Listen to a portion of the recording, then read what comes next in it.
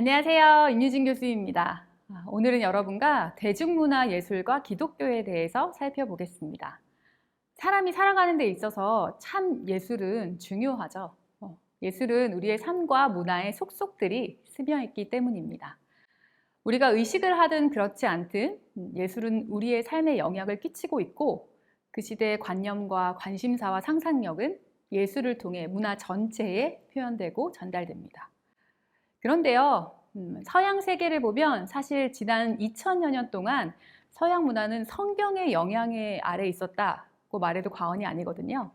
그래서 오늘은 음악과 미술에서 기독교가 어떤 영향을 끼쳤는지 함께 살펴보도록 하겠습니다.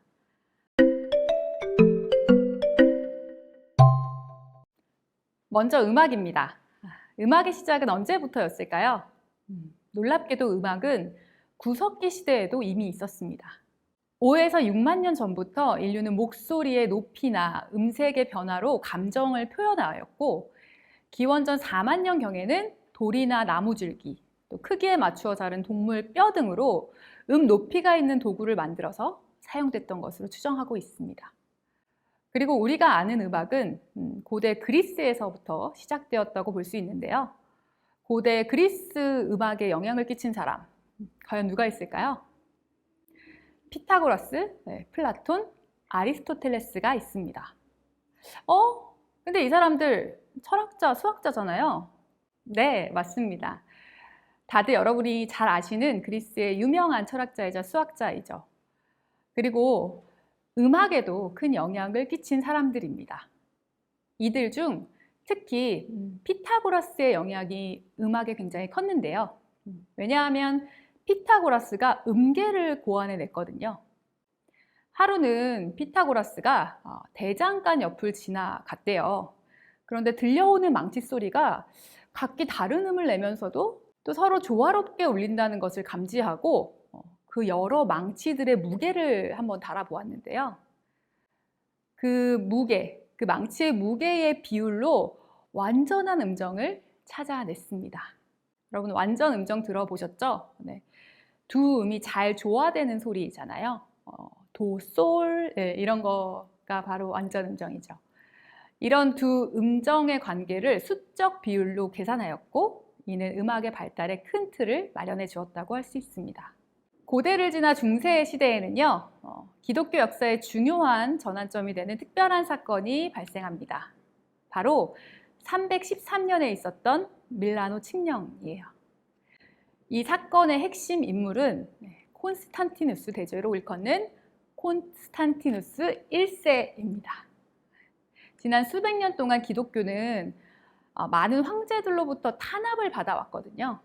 그런데 이 밀라노 칙령을 통해서 기독교에 대한 관용을 선포하여서 기독교에 대한 박해를 끝내고 사실상 정식 종교로 공인하게 된 것이었습니다.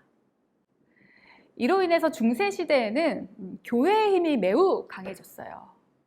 그에 따라서 교회 음악이 크게 발전했던 시기였습니다.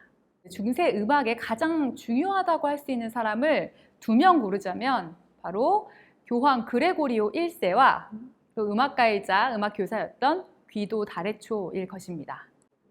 먼저 교황 그레고리오 1세의 업적입니다. 당시 유럽 전역을 지배하고 있던 비잔틴 제국의 교황이었던 그레고리오 1세는 영토가 너무 넓으니까 같은 왕국 내에서도 각 지역별로 성가 선율이 달라서 예배드리는 것에 좀 어려움이 있다는 것을 놓고 고민하고 있었습니다. 그래서 결심을 하죠. 유럽 전역에 있는 성가 선율을 수집하고 내가 정리해야겠다. 그래서 하나의 전래 음악으로 집성했습니다. 그것이 바로 그레고리오 성가입니다. 무려 1600곡 이상이었다고 하니까 대단히 어려운 작업을 해낸 것이었죠. 지금 들으시는 이 곡이요, 바로 그레고리안 성가인데요. 반주 없이 신이 만든 가장 뛰어난 악기인 사람의 목소리로만 신을 찬송하기를 바랐기 때문에 반주 없이 무반주 선율, 무반주 단선율 음악이었다고 합니다. 뭔가 마음에 평안함이 찾아오는 것 같지 않나요?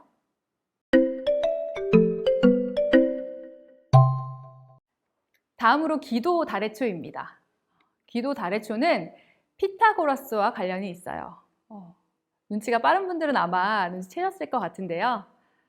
피타고라스가 음계를 발견했다고 했잖아요. 그런데 그 음계는 현재 지금 우리가 사용하고 있는 음계는 아니었습니다. 바로 귀도 다래초가 당시 음악교육에서 사용했던 성 요한 창가의 음이 변하는 부분에 앞글자를 따서 우트, 레, 미, 파, 솔, 라의 이름을 만들었고, 이후 발음하기 어려운 우트를 하나님을 뜻하는 도비누스, 거기에 도의 앞글자를 따고 바꿔서, 그리고 시를 추가해서 도레미파솔라시도라는 이름을 완성하게 되었습니다. 뿐만 아니라 당시에는 악보를 양의 가죽으로 만든 종이인 양피지에 그렸었는데, 금액이 너무 고가였기 때문에 일반 성가대는 개인 악보를 받을 수가 없었습니다. 이때 귀도 다래초는 손을 이용해서 악보를 대신하는 음악 교육을 하기 시작했습니다. 여러분, 이 손으로 뭘 할 수 있을까요? 바로 이것이 귀도의 손입니다. 손바닥에 4개의 선이 악보가 된 거 보이시나요? 이로 인해서 악보가 귀했던 중세시대에 빠르게 많은 사람을 가르칠 수 있었고, 중세음악이 이후에 폭발적으로 발전할 수 있는 토대가 되었죠. 정말 대단하네요. 그리고 르네상스 시대가 찾아옵니다. 르네상스 시대의 가장 큰 시대적 혁명이 있었는데, 그것은 마틴 루터의 종교 개혁입니다. 1517년에 마틴 루터는 95개조 반박문을 통해서 부패한 교회를 비판하게 되는데요. 이를 기점으로 종교 그리고 사회 개혁의 움직임이 나타나게 되죠. 마틴 루터가 이룩한 공헌 가운데 중요한 것으로는 라틴어로만 되어 있던 성경을 독일어로 번역해서 일반인들도 성경을 이해할 수 있는 계기를 만들어 주었다는 것입니다.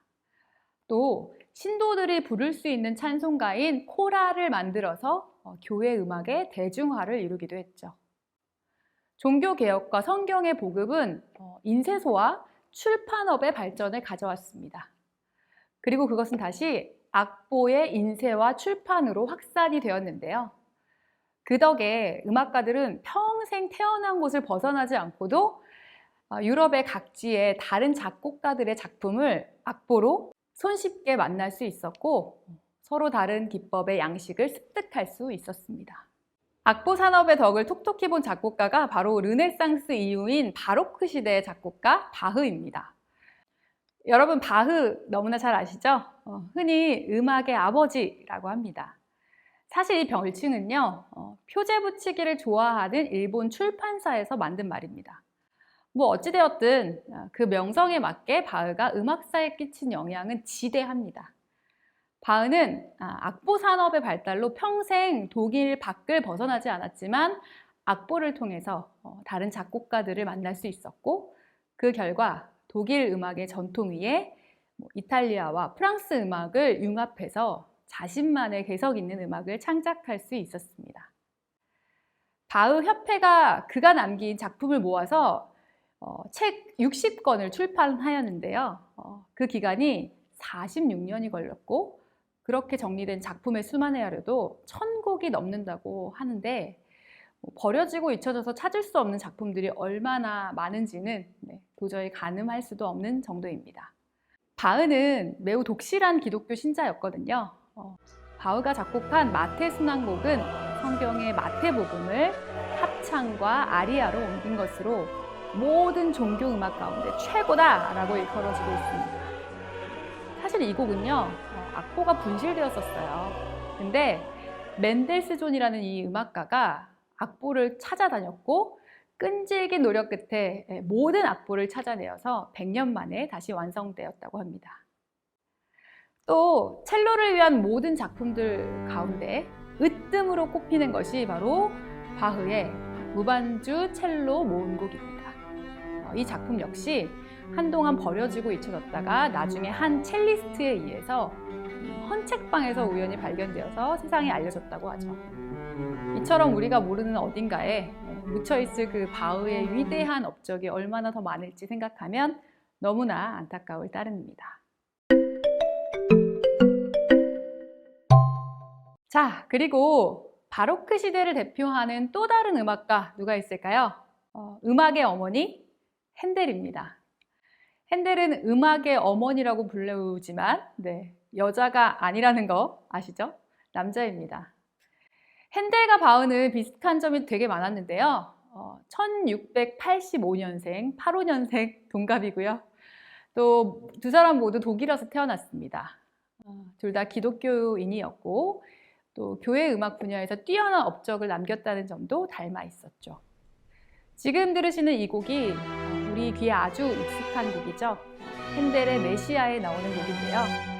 메시아는 예수님의 탄생과 고난 그리고 부활을 작곡한 곡입니다. 총 3부로 구성되어서 2시간 30분 정도의 대곡을 단 24일 만에 작곡했다고 하니까 정말 대단한 것 같아요. 그중 단연 인기 있는 곡은 2부의 마지막 곡이자 44번째 곡인 할렐루야입니다. 부활절과 크리스마스 시즌이 되면 세계 교회, 성당은 물론이고 또 합창단의 연주 레퍼토리로 사랑받는 곡이죠. 그런데 여러분, 음악회에서 할렐루야가 연주될 때 관객들이 일어나서 기립하는 거 본 적 있으신가요? 왜 갑자기 음악 듣다가 일어나는 것일까요? 이유는요, 이 메시아가 런던에 초연되었을 당시에 영국의 국왕인 조지 2세가 이 핸델의 공연을 관람했거든요.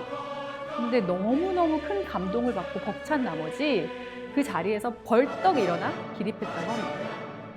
왕이 일어나니까 청중 모두가 따라서 일어났겠죠. 그래서 그때부터 메시아 공연에서 할렐루야 합창이 나오면 청중들이 모두 자리에서 일어나는 것이 전통으로 자리 잡게 되었죠.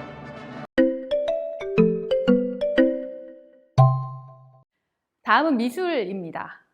서양 미술의 역사는 곧 기독교 예술사라고 할 수 있는데요. 여러분, 우리가 세계적인 박물관을 이야기할 때 어디를 꼽을 수 있을까요? 바로 프랑스 파리의 루브르 박물관, 또 영국 런던의 대형 박물관, 이탈리아 로마에 있는 바티칸 박물관, 이 세 개의 박물관을 언급하지 않을 수 없습니다. 정말 사진으로 봐도 정말 멋있죠? 이 세계적인 세 개의 박물관의 공통점이 뭐냐면 기독교 문화로 가득 차 있다는 사실입니다. 예수님에 관한 이야기들, 또 성경에 나오는 어떤 스토리들, 교회에 관한 것들을 담고 있어요. 자, 어떤 작품이 있을까요? 자, 이 작품은요, 바티칸 시스티나 예배당 천장을 수놓은 서양 미술 최대의 벽화 천지창조입니다. 르네상스의 신이 깃든 예술가라는 평을 받는 미켈란젤로가 20여 높이의 천장에 매달려서 4년 6개월이라는 긴 시간에 걸쳐서 완성했다고 하는데요. 성경의 창세기를 기초로 9개의 장면이 나옵니다. 단순한 평면이라고는 믿을 수 없을 정도의 어떤 볼륨감과 입체감이 느껴지죠. 또 다이나믹한 인체의 표현으로 인해서 막 천장이 살아 움직이는 것 같이 느껴집니다. 그 중에 가장 눈길을 끄는 것이 아담의 창조라는 작품이에요. 미켈란젤로는 인류 역사의 시작을 나타내는 결정적인 장면을 내가 어떻게 표현할 수 있을까 고민하고 또 고민한 끝에 백발의 노인으로 표현된 하나님과 첫 인간인 아담이 집게 손가락을 마주하는 인상적인 장면으로 표현해냅니다. 서로의 손끝이 닿을 듯 말 듯 그런 거리에서 집게 손가락의 끝을 통해 생명이 전달되는 순간을 극적으로 표현해놓은 것이죠. 이런 기발한 상상력을 해냈다는 점에서 그는 역시 위대한 천재라고 말할 수 있을 것 같습니다. 이 작품 역시 미켈란젤로의 작품입니다. 미켈란젤로의 조각 다비드상이죠. 크기가 예상이 되시나요? 5.17m 높이인데요. 대리석 조각으로 골리앗을 돌팔매로 때려 쓰러뜨린 이스라엘의 목동이자 영웅 다윗을 표현한 작품입니다. 이전의 조각가들은 소년 다윗을 표현했다면 미켈란젤로는 이상적인 남성의 인체상을 보여주기 위해서 젊은 성인으로 형상화했죠. 표정이 어떤가요? 골리앗을 향해서 돌팔매질을 하기 전에 뭔가 결의에 찬 다윗의 표정이 팽팽한 긴장감을 줍니다. 특이한 점은 미켈란젤로가 이 거대한 조각의 비례를 깨뜨렸다는 사실이에요. 사람들이 밑에서 위로 바라볼 것을 고려해서 비현실적으로 머리를 크게 제작했다고 해요. 밑에서 보면 시선이 급경사로 올라가서 오히려 알맞게 보이는 거죠. 하나님을 의지하여서 거인 골리앗도 두려워하지 않았던 이 다윗의 강인함, 또 의지, 용기 등 다채로운 감정을 느낄 수 있는 작품입니다. 자, 이 작품은 레오나르도 다빈치의 최후의 만찬입니다. 다들 한 번쯤 들어보신 적 있으시죠? 예수님께서 십자가에 달려 돌아가시기 전날 12명의 제자들과 저녁 식사를 하시는 모습을 그린 작품이죠. 예수님은 차분한 모습으로 제자들과 함께 저녁 식사를 하기 위해서 식탁에 앉아 계시고 빵과 포도주를 나누어 주시면서 자신에게 다가올 죽음에 대해서 예언하시는데요. 제자들이 모두 숙연해진 그때 예수님은 또다시 폭탄 선언을 하십니다. 너희들 가운데 한 사람이 나를 배반할 것이다. 충격적인 예수님의 말에 제자들은 어찌된 영문인지 몰라 하면서 놀라거나 화를 내면서 자신들의 다양한 감정과 무죄를 주장하는데요. 다빈치는 이 극적인 순간을 포착했습니다. 작품을 보면 뒤에 창문이 있죠. 창문을 통해서 들어오는 빛과 다른 인물들보다 예수님을 살짝 크게 그리는 방식으로 제자들 틈에 있는 예수님의 모습을 교묘하게 강조했습니다. 그리고 등장인물들이 일렬로 늘어서 있음에도 불구하고 역동적이면서도 산만하지 않는데요. 그 이유는 예수님을 중심으로 팔이나 손의 동작, 시선, 대화 장면에 따라서 각각 3명씩 모두 4무리로 나누어 배치했기 때문이죠. 여러분, 제자들 중에서 예수님을 팔아넘긴 배신자, 가룟 유다 찾으셨나요? 배신자에 대한 단서는 성경에서 찾을 수도 있는데요. 배신자가 대체 누구냐고 묻는 제자들에게 예수님은 이렇게 말합니다. 나와 함께 접시에 손을 넣어 빵을 적시는 자, 그가 나를 팔아넘길 것이다. 예수님의 오른손이 뻗은 접시에 함께 손을 올린 제자가 보이는데요. 다른 한 손에는 돈주머니를 들고 있죠. 이는 돈을 받고 예수를 팔아넘긴 유다임을 암시하는데요. 얼굴도 잘 보이지 않고 어둡고 검게 묘사되어 있습니다. 다빈치 이후에도 많은 화가들이 이 최후의 만찬을 그렸는데 수많은 최후의 만찬 작품이 등장하지만 여전히 많은 사람들은 다빈치의 최후의 만찬을 최고의 작품으로 평가합니다. 마지막으로 그림 한 가지 더 볼까요? 네, 이 작품은 바로크 시대를 대표하는 화가 렘블란트라는 화가의 돌아온 탕자라는 작품인데요. 네, 성경에 나오는 탕자 이야기 들어보셨나요? 한 아들이 있었는데 아버지에게 물려받을 자신의 재산을 강제로 받아서 집을 나갔어요. 그 돈을 다 탕진하고 써버리고 거지가 되어서 집으로 돌아온 장면입니다. 자, 아버지의 입장은 어땠을까요? 배신감이 정말 컸을 것 같죠. 근데 그럼에도 불구하고 아버지가 돌아온 아들을 반기면서 안아주는 작품이에요. 이 작품에서 주목해서 볼 부분이 있는데요. 바로 아버지의 손입니다. 이 아버지의 양손이 좀 달라요. 아버지의 오른손은 부드럽고 그에 비해 왼손은 거칠죠. 그래서 대체로 왼손의 거친 손은 아버지의 손이고 오른손은 어머니의 부드러운 손이다 라는 해석을 합니다. 하나님의 부정적이면서도 따뜻한 모성의 사랑을 표현한 작품입니다. 또 아버지의 시선은 어떤가요? 매일같이 아들이 돌아올 그 길을 뚫어지게 바라보다가 눈이 짓물러서 멀게 된 아버지의 눈은 초점이 없습니다. 그렇게 기다리는 아버지의 사랑, 그것을 보여주는 거죠. 또 돌아온 아들의 모습은요, 발은 상처투성이이고 샌들이 겨우 부분적으로 감싸고 있어서 그의 삶이 얼마나 가난에 찌들었었는지 보여주고 있습니다. 모든 것을 잃은 자의 모습이죠. 죄수와도 같이 삭발한 머리는 또 스스로 내가 죄인임을 나타냅니다.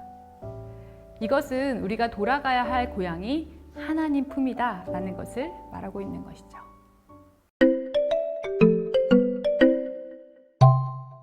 네, 여러분, 오늘은 기독교가 세계의 예술, 특별히 음악과 미술에 어떤 영향을 주었는지 함께 살펴보았습니다. 세계 최고의 작품이라고 할 수 있는 것들이 성경을 바탕으로 하고 있다는 것 알게 되셨죠? 그래서 성경의 이야기를 알아야 유명한 작품들을 이해할 수 있다는 거죠. 기독교와 성경은 현재를 살아가고 있는 우리와 깊은 연관이 있기 때문에 반드시 알아야 하고, 그래서 우리가 이렇게 함께 한다는 것 기억하셨으면 좋겠습니다. 자, 오늘 수업은 여기까지이고요. 우리는 다음 시간에 만나도록 하겠습니다. 감사합니다.